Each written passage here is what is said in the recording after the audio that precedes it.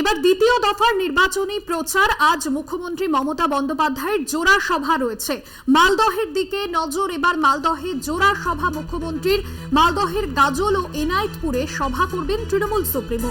মালদহ উত্তরের তৃণমূল প্রার্থী প্রসূন বন্দ্যোপাধ্যায়ের সমর্থনে গাজল কলেজ মাঠে সভা করবেন মমতা বন্দ্যোপাধ্যায়। শেষ মুহূর্তের প্রস্তুতি তুঙ্গে। মালদহ থেকে তৃণমূল নেত্রী ঠিক কি বার্তা দেন সেদিকেই নজর রয়েছে রাজনৈতিক মহলে। মালদহ উত্তর এবং দক্ষিণ কেন্দ্রে সভা রয়েছে মুখ্যমন্ত্রীর। প্রথম দফার নির্বাচন ইতিমধ্যেই শেষ হয়েছে, আর এবার দ্বিতীয় দফার নির্বাচনে প্রচারে ঝড় তুলছেন তৃণমূল সুপ্রিমো মমতা বন্দ্যোপাধ্যায়। বিশেষ প্রতিনিধি দেবজ্যোতি ঘোষ রয়েছেন ফোন লাইনে।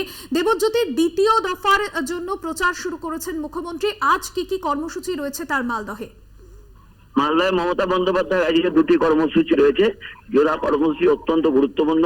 মালদায় যে দুটি লোকসভা রয়েছে সেই দুটি লোকসভা আসনে মমতা বন্দ্যোপাধ্যায়ের আজকে প্রচার কর্মসূচি রয়েছে। একদিকে প্রসূন বন্দ্যোপাধ্যায় রয়েছে, প্রচার করবেন। অন্যদিকে কিন্তু তৃণমূল কংগ্রেস প্রার্থী আছেন শাহনাজ রেহান, তার সমর্থনে মমতা বন্দ্যোপাধ্যায় প্রচার করবেন। এবং দেখো, গতকাল প্রথম দফা নির্বাচন শেষ হয়েছে এবং দ্বিতীয় দফায় তৃণমূল কংগ্রেসের পক্ষ থেকে আজকে অভিষেক বন্দ্যোপাধ্যায় এবং মমতা বন্দ্যোপাধ্যায় দুজনেই উত্তরবঙ্গে প্রচার করবেন। মমতা বন্দ্যোপাধ্যায় যেমন মালদায় দুটি প্রচার কর্মসূচি করবেন, তেমনি কিন্তু অভিষেক বন্দ্যোপাধ্যায় রায়গঞ্জ এবং বালুরঘাটে সভা করবেন। অর্থাৎ দ্বিতীয় দফার নির্বাচনে পাখির চোখ করে তৃণমূল কংগ্রেসের এই রাজনৈতিক প্রচার অত্যন্ত গুরুত্বপূর্ণ।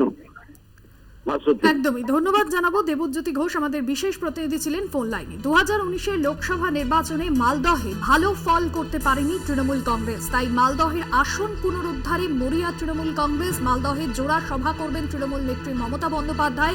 মালদহ উত্তর এবং দক্ষিণ কেন্দ্রে সভা করবেন তৃণমূল সুপ্রিমো।